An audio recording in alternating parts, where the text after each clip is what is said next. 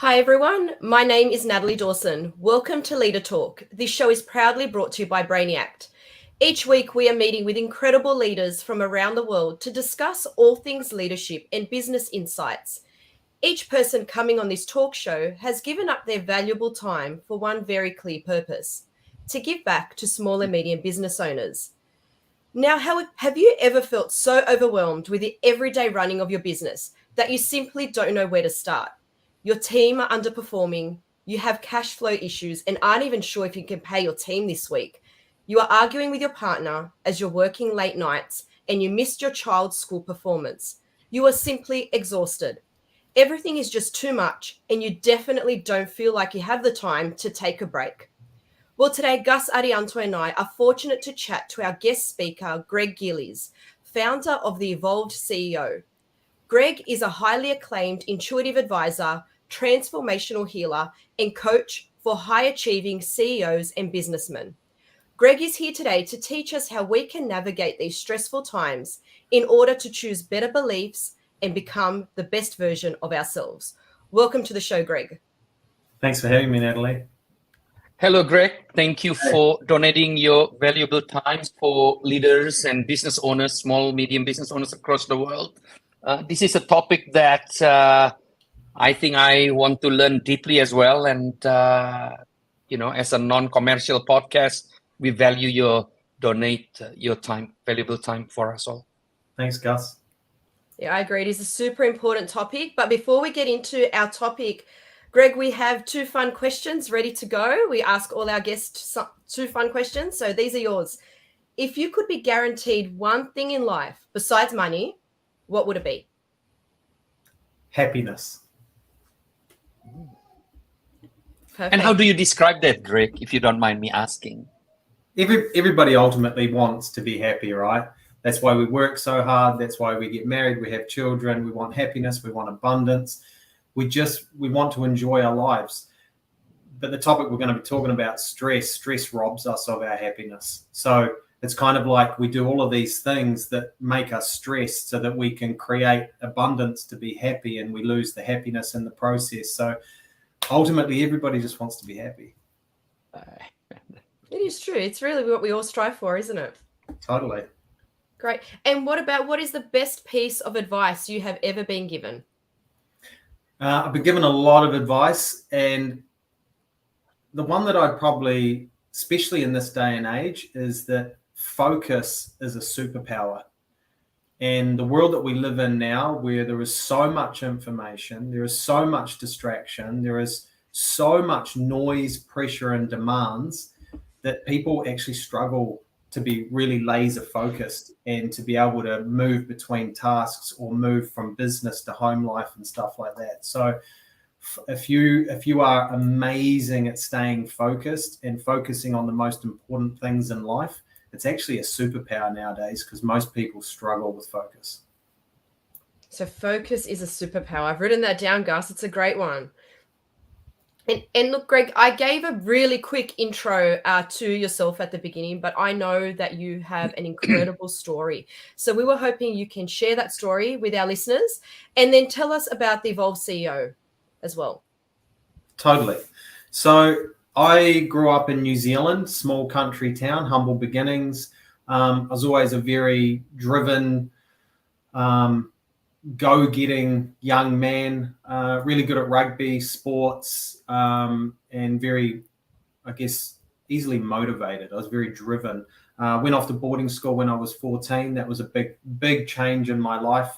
And then in high school, I was a high achiever, played New Zealand rugby, age grade rugby, which is a big accomplishment in New Zealand.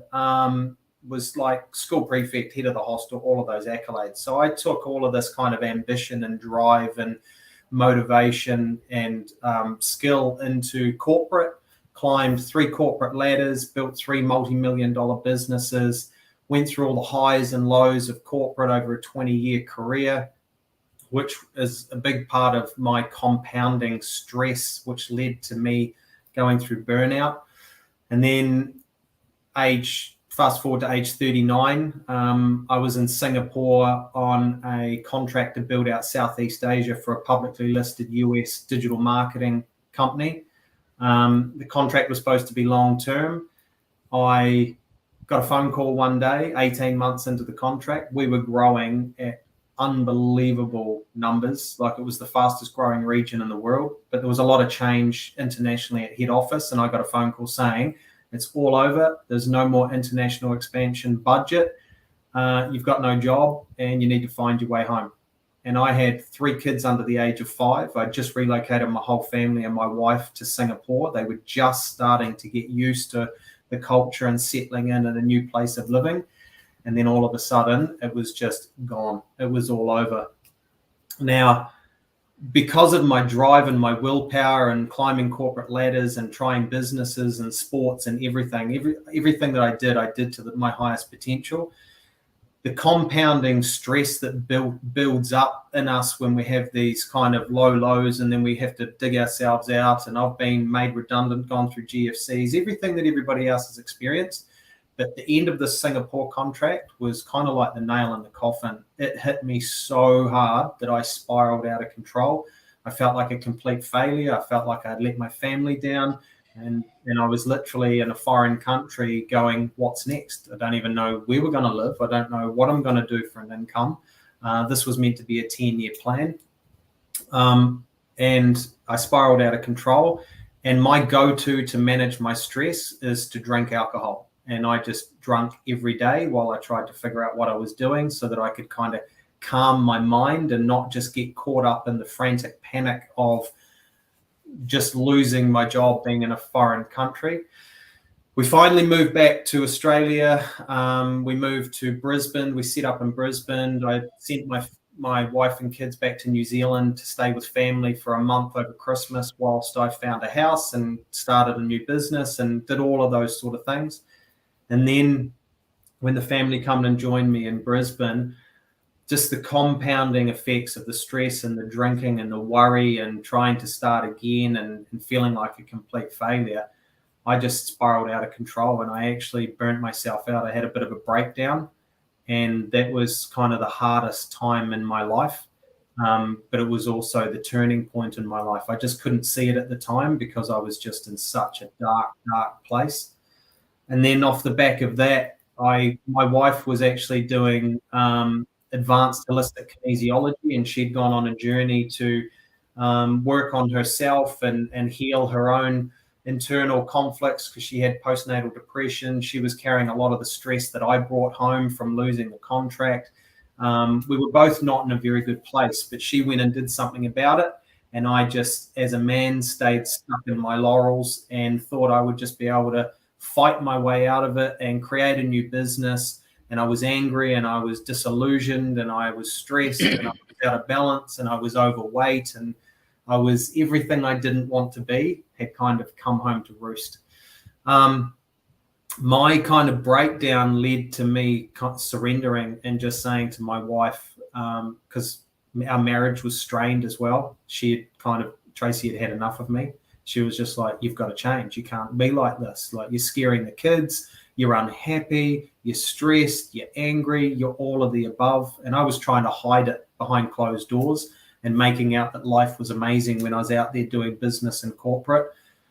But yeah, it got the better of me. So I surrendered and said, okay, I need help because whatever I'm trying to do is not working.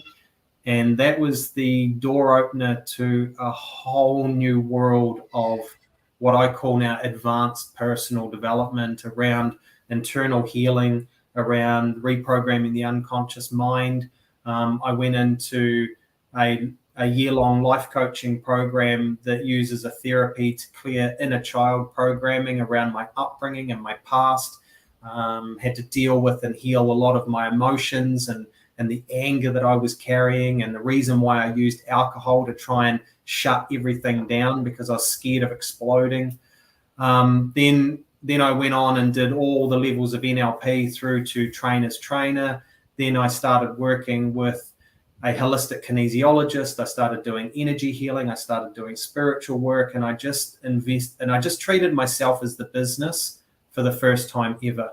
And this was about me getting out of my head and stop trying to think my way to success. And I literally had to do the deepest of healing mentally, physically, emotionally, energetic, and spiritually. And after about 12 to 18 months of working on myself, I just woke up and had this massive epiphany that there are so many other driven, successful men out there running businesses and leadership positions. They're married with kids that are the same as what I was. I just couldn't see it because I thought there was something wrong with me. And after I'd done all the healing, I was just like, whoa, men need this. Well, everybody needs this, but in particular, I could only really see other driven men that have gone and worked so hard to become successful so they can give their family everything that they want. And a lot of them are in the same position as me. They're drinking to be able to calm down. They're stressed. They're worried about their business, their cash flow, their staff. Then COVID hits and it just throws turmoil. It's like putting rocket fuel on the fire. And I just knew that I had to pivot away from my digital marketing business and I had to help these other men. And I made the decision and I created a business called The Evolved Man, and it's evolved into The Evolved CEO because we just work with business people and senior executives. And we've been doing that for about 6 years now. And Tracy and I combine our gifts. I work with the men around unprogramming the unconscious brain so that they can calm down the mind and they can just kind of connect with their heart instead of being stuck in their head and constantly stressed. Tracy does energy healing to heal their mind and their body and does a lot of high spiritual work. And I also do a lot of work around relationships to help these men rebuild their marriages, rebuild the relationship with themselves to find that self-love and self-respect, rebuild relationships with family members, parents, all those dynamics. So it's a very holistic approach. And it was born out of me going through the worst time of my life and literally having to refine myself. Wow. Greg, can I just say something? Are you aware that this is live stream all over the world in every podcast channel? And you just basically say you are a very successful from your childhood, gifted intellect. I can see it.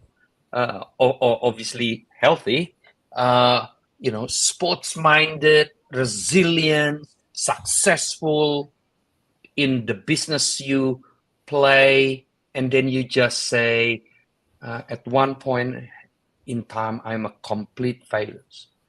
I'm just wrecked. I'm unable to look after my family. I am just absolutely wrecked.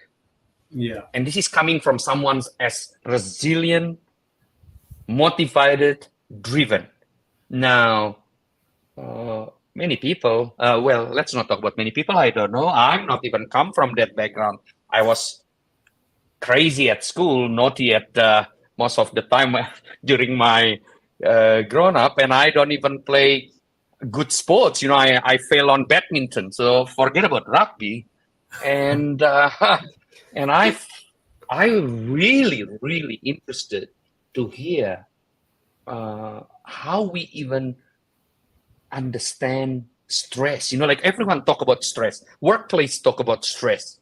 We bring in this topic. Natalie and I believe that you can help us and help companies, help business leaders to actually understand what is stress and explaining what is stress and burnout, because I don't think anyone will put the hand up like you in the worldwide public podcast and saying, hey, I'm stressed. I tell you right now, I'm happy, but I can relate to what you're saying. So if you don't mind to just start with that. How do we identify it? So to talk about stress, I'm going to talk quite holistically because there is a such thing as healthy stress. Yeah. So if we understand the way the body works and we get geared up for activity and our autonomic nervous system, we've got a sympathetic and a parasympathetic.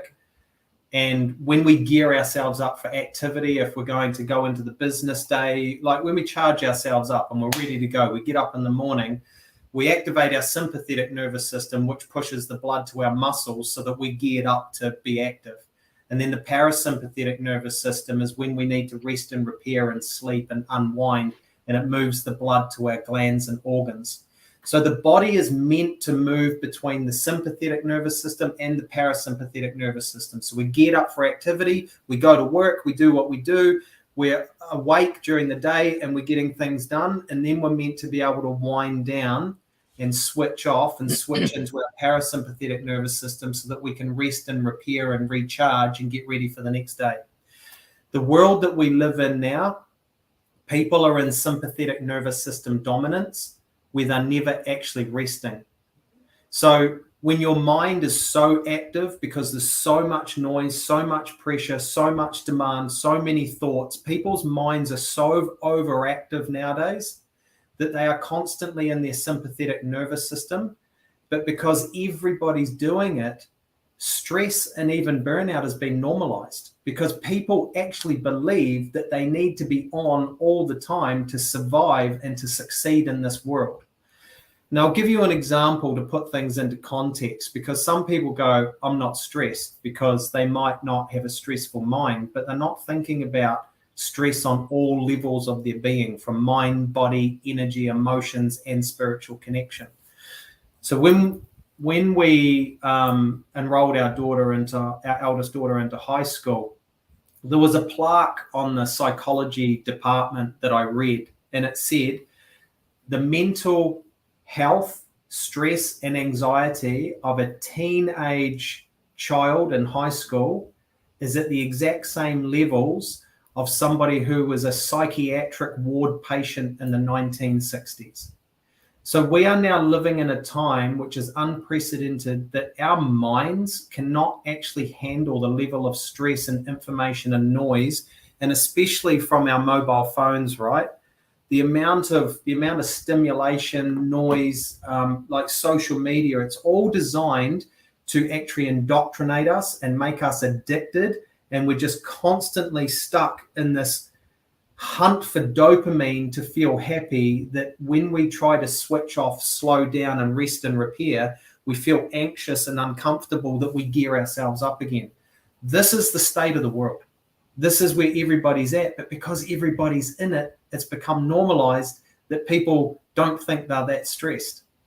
Yeah. So Greg, just because it's quite scientific what you say. I can understand what you're trying to say, but am I accurate to say, even if you feel you're not stressed but you're unable to sleep, there is something going on in your body that we call stress? So there's a lot of people, I got mates that say, hey guys, I have zero stress. I love my life. And then I said, can you sleep well? Well, I only have one problem. I for some reason I can't sleep. But that's medical. If people can't sleep properly, if people have bouts of anxiety, if people can't sit down, they literally can't relax. If people then go on holiday, get sick, this is all stress. Everything, stress is the biggest killer of human beings. It is the deepest underlying cause that drives imbalance in the mind and body, that leads to poor sleep, digestive issues, food cravings, like everything, and puts us in this habitual bad loops, right? So unless somebody is in this perfect Zen state where their body regulates, they sleep incredibly well, they can literally switch off and meditate in an instant, and they're not triggered or reactive or have emotional explosions. Unless you're that person, which is typically a monk who focuses on that all day long, not us living in a world that is constantly forcing stimulation on us, everybody's got stress. And this is why I say it's been normalized, because when your friends say, I don't have stress, their perception of stress is breaking point. Yeah. But stress is in all of us. We get stress physically from the food that we eat. You would be horrified what is in food nowadays. Even the chemicals that they spray on food so they last in the supermarkets, you're ingesting that. That's a toxicity stress that puts pressure on the glands and organs. Yeah? So stress is not just, I'm having a hard day.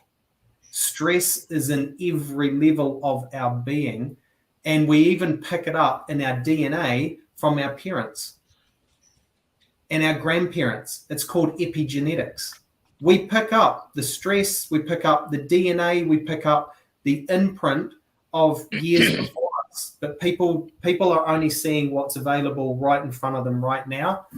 I know I'm going really deep and I'm talking quite in depth about it, but I honestly, if I didn't learn this information and go through the healing of it, I would be no better off, because I would be still doing the old behaviors that cause more stress, believing that that was what I needed to do to become successful. Which leads us onto another topic, is we, especially driven entrepreneurial people, not just men, but men and women that are driven and entrepreneurial and feel that it's their obligation to create the success, build the business, bring home the money and all that sort of stuff. We condition ourselves to go, my role and responsibility is to become successful, and I'm going to sacrifice myself to do everything that I need. And whenever a hard event comes up, I'm just going to dust myself off. I'm going to get up and I'm going to push through and I'm going to soldier on and I'm going to pretend like it didn't happen and I'm going to keep going. These are all stressful moments that just compound and compound and compound. And for me, mine compounded so much that it made me hit a brick wall. I couldn't ignore it anymore. So the challenge is most people haven't hit that brick wall. And us human beings are quite funny. It's kind of like something really bad has to happen before we'll wake up and do something about it. Otherwise, we'll just keep pushing through and making like everything's okay. Because trust me, everybody out there is making like everything's okay, but we all have challenges. We all have fears. We all have worries. We all have emotions. Every single human being has all of this, but we're all pretending out to the world that everything's okay. So Greg, that was really interesting for those listeners that are listening in that haven't hit that brick wall. So they think potentially maybe they're not stressed, or, they're not even sure if they're on the road to burnout. What are some of the signs that they should be looking out for? Are there things are there some triggers that they can go, you know what, I'm having that. Maybe I do need to take some time for myself. Is there anything that we should be looking out for? Hang on. I even want to add, Greg. Is it a time off even the answer? Sorry, I just want to add what you said. Yeah, maybe. I don't know. Time off is the answer. Time off is a short-term relief. People need to understand that stress and imbalance is a compounding effect of a lifetime of challenges. It's not just COVID. COVID literally highlighted what people had inside of them. Some people went through COVID and just went, I'm not worried about this. I'm not getting drawn into it. I'm not stressed. But 99% of the world's population got caught up in the hysteria of COVID, and they become really fearful, really stressed, and so did everybody around them. And they just created this neurological and physiological stress, even if they didn't have COVID or it wasn't affecting them. That's just one example. Now, the next thing is inflation. People are worried about inflation. The next thing is a bank collapses. People are just like, oh my goodness, it's going to be the end of the financial market. It might not even be affecting them, but they're making it affect them because of the compounding stress that every time an event happens, it triggers them. And we try and avoid these events. So sorry, I just diverted away from the question. No, that's okay. I was just saying, for those that haven't hit the wall, or they haven't actually hit it, so they don't even know if they're stressed. They don't even know if they're burnt out. What are some of the signs? You mentioned sleep, so that's a really big one. The two biggest ways to know that you are stressed is, one, you find it really hard to shut down your mind. And I'm going to talk about why the mind has become so overactive. People are overthinking, overanalyzing. Some people aren't even aware of how crazy and obsessive and busy their mind is, because we're constantly inundating ourselves with so much information. It's kind of like we're self-creating this ADD in our own mind because of the world we're living in. The other one is emotions. Yeah. If you have emotional bursts, or if you feel angry, if you feel irritable, if you feel these sudden bursts of sadness, if you get anxiety, if you feel a bit depressed, if you're really all over the show emotionally, that is a sign of stress in the mind and body, because the body is not regulating. It's out of balance. Like the endocrine system that produces all of our feel-good hormones like dopamine, serotonin is created in the stomach. Stress changes our digestive system and our gut bacteria for a survival state. And if our stomach is in a survival state and it's not producing serotonin, we're not going to feel good. But people don't know this stuff, yeah? And then dopamine. Dopamine's the happiness chemical. Dopamine is when we're having fun, or if we have a drink, or it's kind of those addictive habits. There is a study that has recently come out that overproduction of cortisol in the body actually triggers dopamine spikes in the brain. So people are actually, without realizing it, becoming addicted to stress. And this is why they can't rest and relax, is because they feel like they need to be always on the go. So if you're the person who's always on the go, who can't shut their mind down, who goes to try and meditate, and it's just like, I can't do that. That's just ridiculous. My mind won't let me meditate. Or they're carrying inflammation in their body, or they're overweight, and no matter how well they eat and exercise, they can't shift it. This is all stress. This is all stress and toxicity build up in the body, that the body's trying to hold on to those fat cells because it thinks it's in a survival state and it needs it to protect you for life. So people are overweight, people are stressed, people are inflamed, they're low in energy, they're poor sleep, they're overthinking. All of this is stress. Greg, let me become just for this session, I'm a owner of a bookstore. I'm not talking about a restaurant or cafe, Matt, because now I don't want to be overweight, because it's one sign of stress, obviously. So I'm an owner of bookshops. No one go to bookshop no more. They read through the digital iPads and things. But this is a business that's been going for 3 generations. I have 3 staff. And I'm just listening to you right now talking about stress, and everything you said is me. I can't sleep. I'm not healthy. I can't sit down properly. Forget about meditation. Even watching a TV, I can't focus on the TV. Even when I'm on holiday. So I want to go on holiday, but when I arrive in the destination, I want to go back because my bookshop required attention. I can't talk about this, Greg, because no one will come to my bookshop. Who wants to come to a business where the owner is actually a bloody stressful, unhealthy, uninspiring person? What? Yeah. What are you telling me here? Are you telling me I'm just close down everything and recover for 1 year? Or what should I do now? Because everything you said is basically me. Totally. So there's a lot in that conversation which I'll cover because it's subject to the individual situation, right? The biggest cause of stress in most people is always attached to money, is always attached to finances, is always attached to, do I have enough so that I can have my lifestyle? Now, we have abundance in the world right now, but people still feel like they have lack, right? So that example of that bookstore owner, he knows that his industry is being disrupted, but he's fearful, if I shut this business down, what am I going to do to earn an income to support my family? But if I don't shut the business down, it could end up going under, and it's always attached to money. So what people typically do when they're stressed, they dig their heels in and they just focus on surviving in the now without thinking about, is this going to get worse in the future? And I'll give you an example. Blockbuster had the opportunity to buy Netflix for only a few $1 million. Yeah. And they didn't buy them because they didn't see the future and they didn't see the disruption. Now, Blockbuster went out of business and Netflix is a multi-billion-dollar industry. And there's so many of those stories. Yahoo could have brought Google. Yes.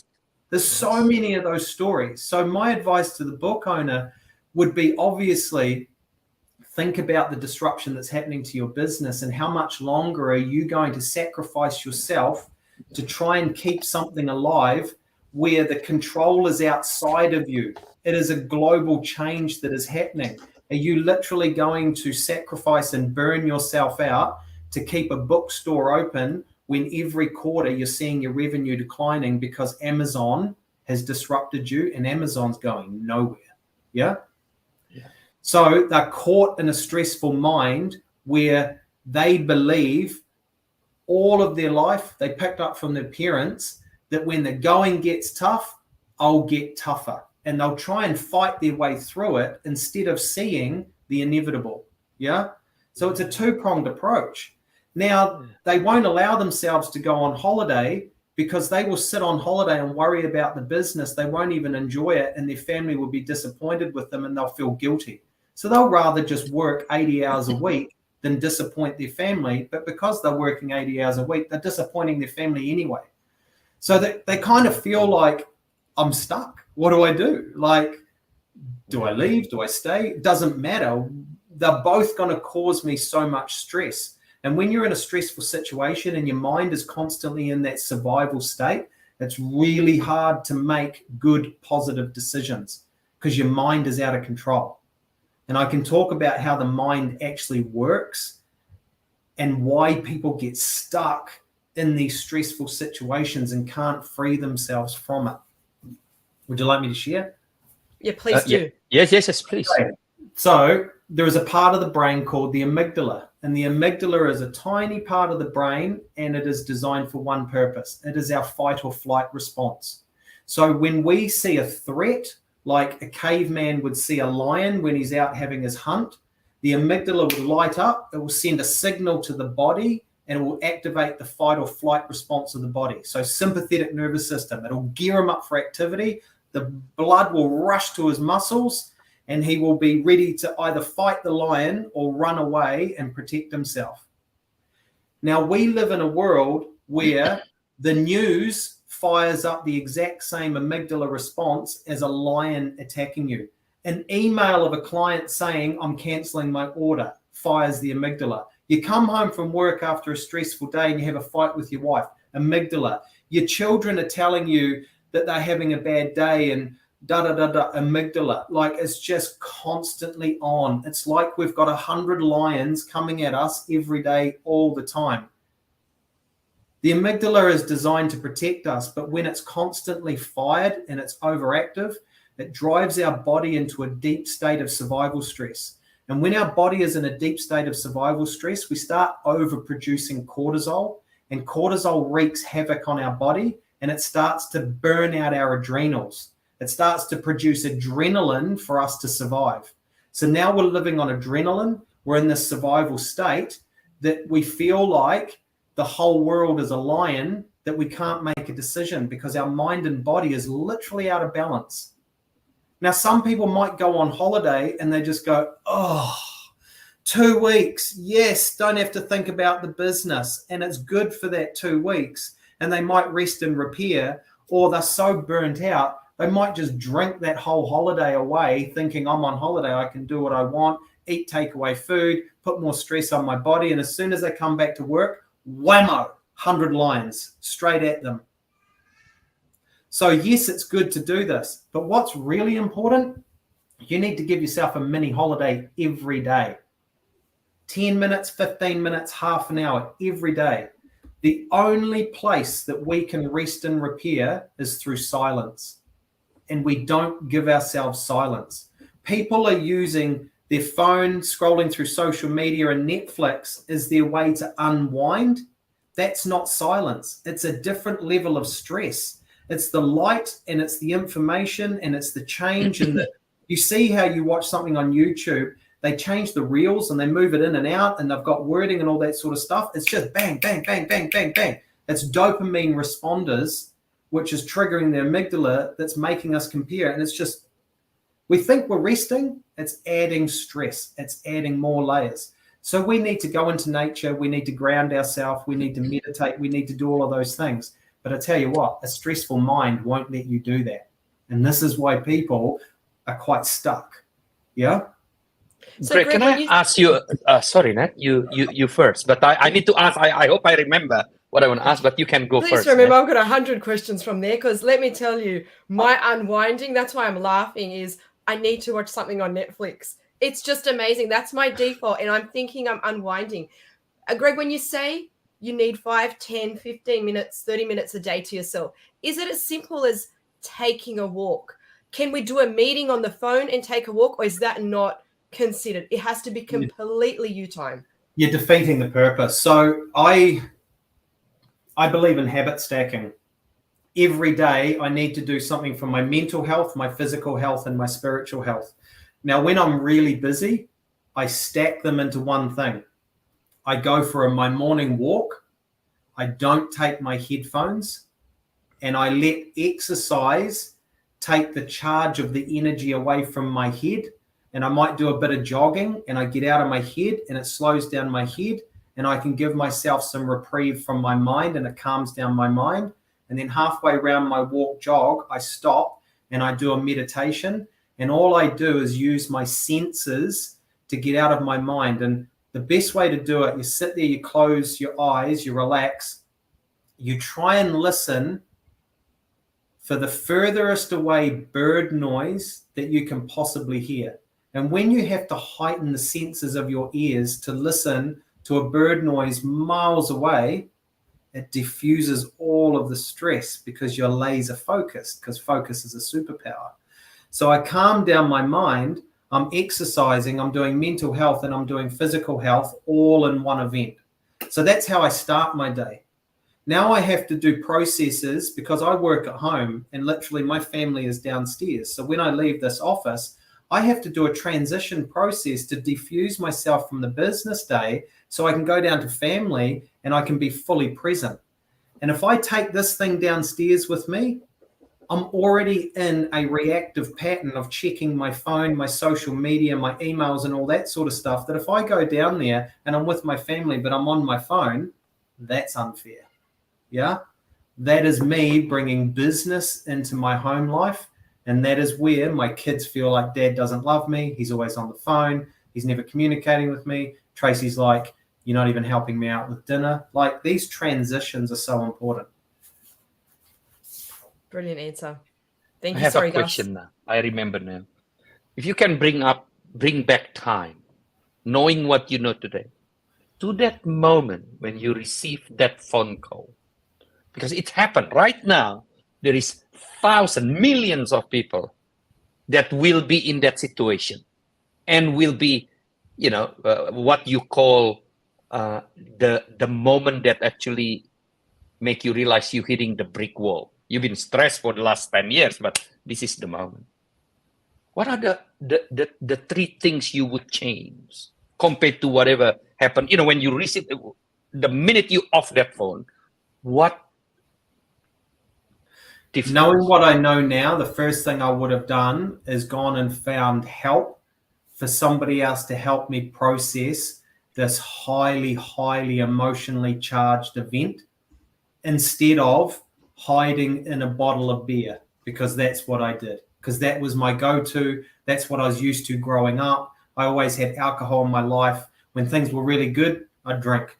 When things were really bad, I'd drink. Well, this was really bad, so I drank a lot because it was the only way that I could calm myself down to not feel all of the emotions. But all I did was suppress all of the emotions, and they were just going to come up later. And they did. When I come back to Australia, they came up like a volcano and sent me into a brick wall.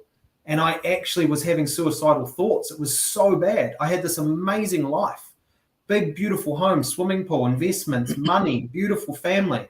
But I felt like a complete failure because my whole life, I put a lid on my emotions. Whenever something tough happened and you have these big emotional charges, it creates a belief and an anchor in us. And if we don't process and get help to let those emotions out, they're going to come out one day and they're going to come out really bad, or they'll come out over a series of time, and you might end up your wife leaving you, or your husband leaving you, or getting cancer, or getting an illness.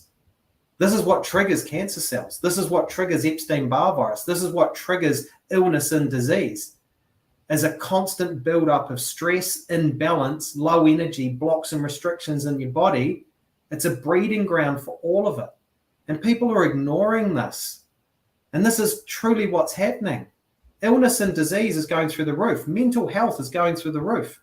But people don't want to talk about it. I see so many people that are putting online how amazing they are, how great they are. Come and work with me. Come and buy my stuff. I'm also talking about coaches, healers, psychiatrists, all of them. But behind the scenes, everybody's struggling. There is so much change that's going on in the world that people are like, I don't even know how to navigate this. So to answer your question, knowing what I know now, the first thing I would have done is just went, this is out of my control. I need to find somebody to support me to go through this, or else I'm going to hit another brick wall. But old Greg wouldn't have done that, because old Greg was just like, oh, this is just like every other time that I've been let down or they pulled the rug out of underneath me. I just need to harden up and fight on and try and do it myself.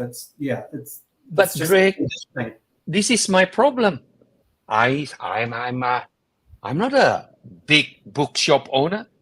Finding help and support, a psychologist to start with, $300 per hour, when I don't have the business anymore.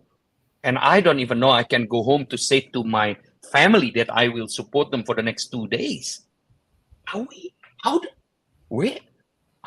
stressed even thinking finding help right now. And this is where you need to look at your support networks. You need to look at family members or friends that you know are emotionally, mentally, and energetically in a good place, and be vulnerable enough to say, can you help me just get through this process? Because I know you've done a lot of work. I know you're in a good place and I am struggling. And a good friend or a good family member, they would love the opportunity to support you if you're vulnerable and you actually do the work and you take their advice. You don't just pour all of your crap onto them and make no change. Everybody's got a big heart, right? And everybody's willing to give their heart if the reciprocant is actually vulnerable enough to take the advice. But if you come and pour your woes onto someone and be a victim, and then they say, I'll help you if you do X, Y, Z, and you don't do it, they're just going to cut you off. They're just going to go, I can't have your energy and my energy. I've worked too hard on myself to elevate myself, but I'm willing to help you if you're willing to help yourself. That's the difference. And with my clients, I call this the difference between vulnerability with weakness and vulnerability with strength. Now, so many people, especially driven people, especially men, they hate vulnerability. They have been conditioned to think being vulnerable is a weakness. And if I show my weakness, then everybody's going to think that I'm a failure. And if I'm a failure, it's going to make what I feel about myself deep down true. And then maybe they don't want to do business with me, and all their fears start coming out. Vulnerability with weakness is when you're a victim and all you do is just dump your crap on other people and blame circumstances. Never take responsibility. It's just like, it's the market, it's COVID, it's Netflix, it's this, it's da. And then vulnerability with strength is saying, I'm really, really, really struggling, but I'm willing to take responsibility and I want to work on myself. I just need somebody who's going to help me. And when they give you advice, you take that advice and you take action on that advice. Massive difference. One is actually stepping into their power through vulnerability. The other one is using vulnerability to become more of a victim because they're just in this blame game. And I see this with so many men when it comes to marriage breakups. They think it's all their wife's fault. They can't see what role they played in it, because they think, but it was my job to be successful and build the business, and those 80 hours a week for 10 years was for my family. Why can't she be grateful? Why isn't she grateful that I sacrificed myself? And she's sitting there going, I've told you for 10 years, I don't need any more money. I don't need a new car. I love my home. I just want you. I want you to be home and I want your time. And he's just like, I don't know how to do that. All I know how to do is work, make more. And the more I make and the more I'm away from my family, the more disconnected you get. And then this man is like, I've just spent 10 years of my life working myself to the bone to create an amazing lifestyle for my family, and now I've lost my family. Who am I? This is where they crash. You work with, sorry, Nat, but I need to ask this. It's an incredible story here. You work with many people in your business.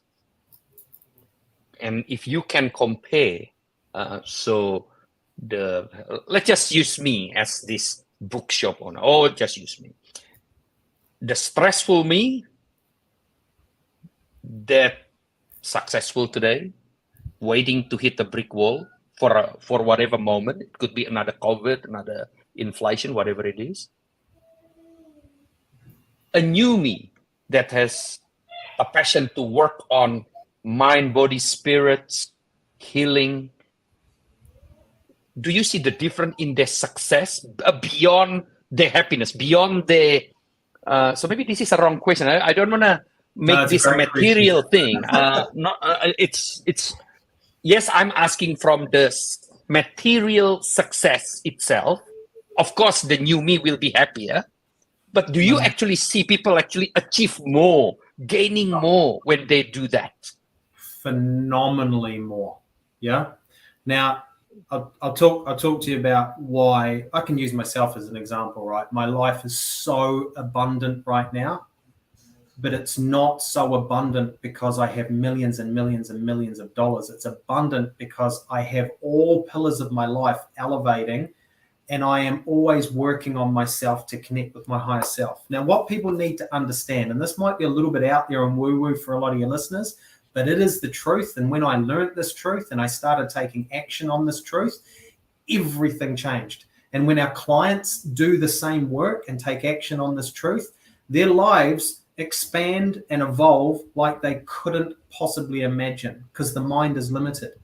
We are energetic beings. We are mind, body, and spirit. And energy is a frequency, and everything is energy.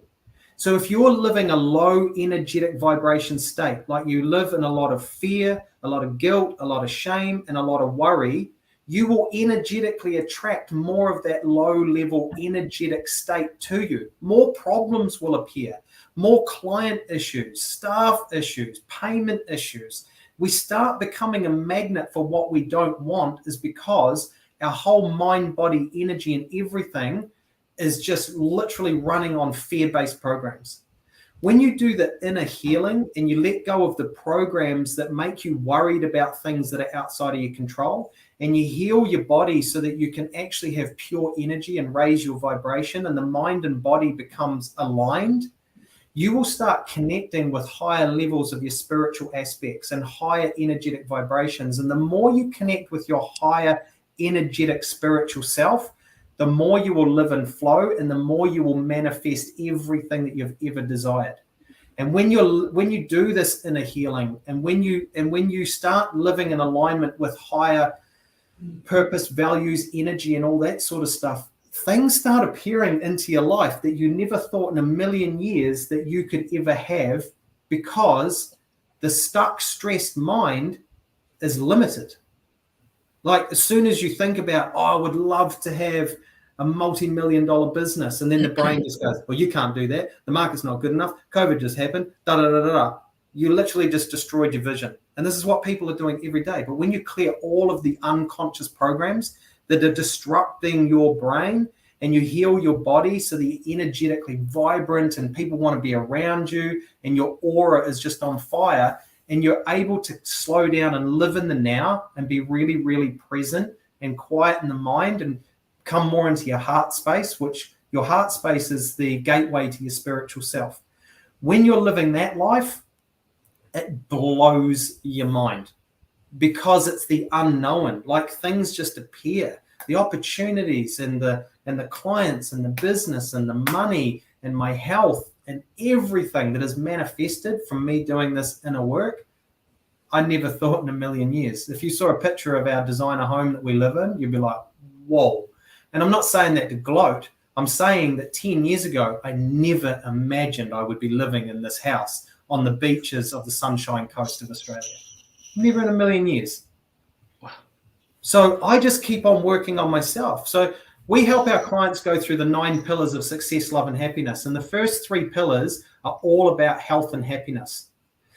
And that is mental health, physical health, and spiritual health. We only have control. Now, control is a massive word, because a lot of stress that comes in our mind is when we're trying to control something that's outside of our control. And then we will fight and push and strive and struggle and think and research and do whatever we can to try and control that thing that is outside of our control. And all it does is create more stress. The only thing that every human being on this planet has control over is their own internal physical, mental, emotional, and spiritual health. And if you are not prioritizing that, then you are a victim who is controlled by everything external to you. Bad relationships, money issues, the market, COVID, inflation. And all of those external things will trigger you because you're not strong internally. You're not calm. You're not centered. You're living in this constant survival state of just trying to fight your way through life. And this is what I did. But I didn't know that anything else existed. This was my upbringing. This was my programming. This is why I made New Zealand rugby teams. This is why I built 3 multi-million-dollar businesses. I was proud of it. I didn't want to change that until my superpower became my demise, because I didn't know how to slow down and transition, and I burnt myself out. That's what's happening in the world. Firstly, Greg, I've got to say thank you for sharing your story from the very beginning and woven it throughout everything, because it's just, you have a phenomenal story, and I have no doubt that you've touched a lot of people with it. But even I have a note here, going back to when you originally said that you were spiraling out of control. I've got to ask this. How hard is it to actually stop, acknowledge you're spiraling out of control, and then ask for help? Because I feel like there'd be a lot of people out there that do spiral out of control, turn to alcohol, may turn to drugs, have suicidal thoughts, but are scared to actually ask for that help, whether it's because of ego, scared of response, scared of looking weak, whatever it is. From your experience, how hard was it to do that? It was the hardest decision that I've ever had to make in my life, because it wasn't innate in me to ask for help, because I was always the helper. I was always sacrificing myself to help other people, to train people, to build them, to make money, to support the family, to build the investments, all that sort of stuff. I would ask for help if it was for like intellectual development that would help me become more successful, but I wouldn't ask for help if it was emotional and me being vulnerable around my struggles, because I hid them. I wore the masks. From the outside looking in on social media, when I had my breakdown and I shared my story, the amount of people that reached out to me, even friends, family, old schoolmates, they're just like, oh my God, like, I saw your life, Singapore, houses, car. I can't believe you just shared that story. It's because I hid it. I hid it so well. I was so good at hiding behind the masks of how I wanted to be perceived versus how I truly felt about myself on the inside. So it's the hardest thing, especially for the target market that I go after. The exact reason why these driven, highly successful businessmen need to work with us is the exact same reason why they can't pull the trigger to work with us. Because their mind, they might have a real hard day, and they'll dust themselves off, and the next day they'll tell themselves, oh, I'm okay, I don't need help. Then they'll have another dark day. And this is why it's a real shame, but this is why so many people, something really traumatic has to happen in their life before they reach out to get the type of help that we do. And typically it is people feeling stuck in their business, and they feel like if they don't evolve themselves, their business is going to slowly decline, and they'll feel like their fear of failure will come true, which is like the scariest thing for a driven person. Or their wife goes, I'm done, I'm out, and they're looking at divorce and they're about to lose half, including their kids.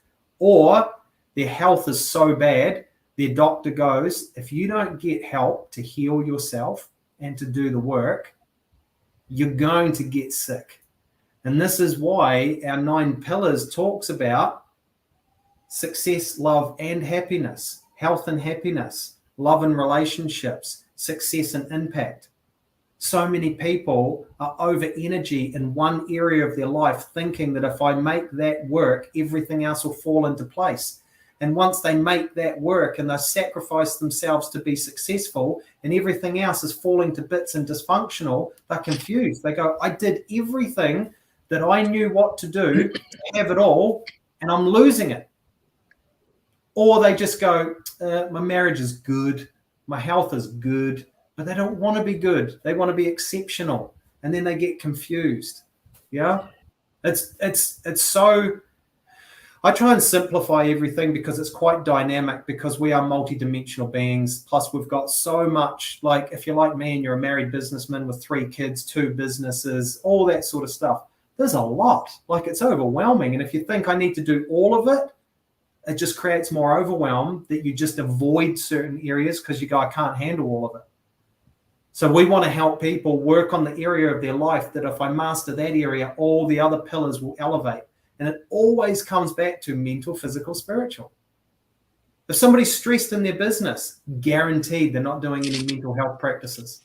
Guaranteed. If they start doing mental health practices, they'll look at their business different and they'll make decisions to get themselves out of that stressful situation instead of dig a deeper hole. And Greg, look, I'm sure, Gus, you're the same. There's so many more questions we can ask. And I'm looking at the time. For listeners who are listening in now and do have questions, they want more information, maybe they do want to work with you, where can they contact you? So the best place is to just go to my website, greggillies.com. And my biggest social media channel is LinkedIn. You can find me on LinkedIn.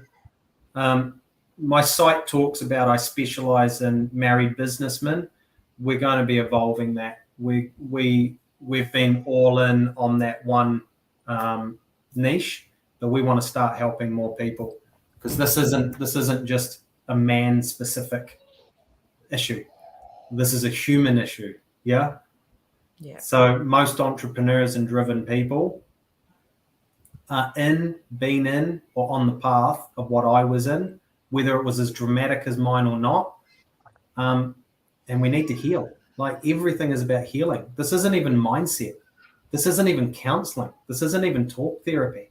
This is healing years of built up stress that is breaking you down. And when you heal, it's unbelievable.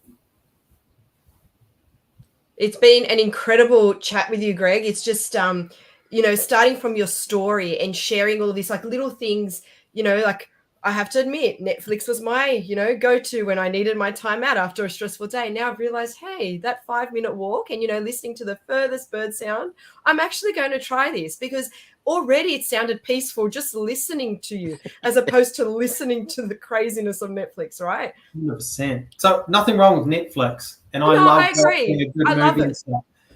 Yep. But if Netflix is like an escapism to unwind every day, it's like the best habit book in the world, bar none, is called Atomic Habits by James Clear. And I recommend everybody reads it, because it talks about the science in the brain of how to get rid of old habits and form new habits. So you have to make the old habit invisible, and you need to make the new habit visible. So many people are just trying to stop the old habit, but they're not replacing it with a new one. So from Monday to Thursday, instead of watching Netflix, read a book for half an hour in bed, because that is actually calming, because it's not the blue light and the screen and the activity. So swap it out and then watch your Netflix movie on the weekend, because you've given yourself permission. It's the weekend. Do whatever I want. Yeah. So that's how you change it. You need to replace it versus fighting yourself to just go, oh, I don't care. I just want to watch Netflix. Yeah, it's brilliant. And Gus, I'm going to hand it over to you to wrap up. There was a lot we discussed, so we'll see. Good luck with the wrap up, Gus. Well, Greg, just as you said, you deal with married businessmen. Natalie and I married on this podcast. As you see, I have the hardest job. We're listening to the best podcast, and while Natalie I'm listening. I also have to take notes, and so I do actually extra jobs on this. So I hope I do this summary well, because there's so much valuable insight from you. We are talking about stress and burnout, and you're starting by saying focus is a superpower. At the time where demand, expectation, requirements are high, ability to focus is a superpower. Treat your body and mind as your business. It should be your number one business. Rest is important, as your body needs time to recover. First sign of stress is when you are unable to rest, unable to sit down, And just to name a few, everybody have stress. Understanding the sign is a start to look after yourself. Stress and imbalance is a compounding pressure of life. Unfortunately, when the level of stress become high, moments like COVID, inflation, losing jobs, disappointment can trigger to burnout, which bring you to the absolute ground. So what is the sign of stress? When you are finding you can't shut down, emotional burst of anger, depression, outburst, mini holiday every day is a key to have a better you. But this is not talking about going to a TAB or watching a Netflix. Nothing wrong with watching Netflix. You need to have a silent moment at least 15 minutes a day. And that's not easy for everyone because everybody have stress. When you hit a wall, what happened? Because at one moment you will hit a wall. Find help and support instead of hiding your pain as soon as possible. Be honest and raise your hand, and you will be surprised how many people will actually help. Be stressless. Happier you will appear, and you will attract a complete success of life. You are in control of your internal mind, body, health, and spirit. Focusing on this will help you combating external pressure. Once again, focus, take control of your body, mind, and spirit, and be happy and love to get the life success. Greg Gillies, thank you so much for your time. We learn a lot from you. We all have stress. I have stress. And I think just listening on this 1 hour insight will help us to get better and be successful in the future. Thank you. You're welcome. Thank you so much, Greg. And thank you everyone for tuning in. For more information on Leader Talk and for some great resources to help your business grow, check out brainiact.com.au. Bye, everyone.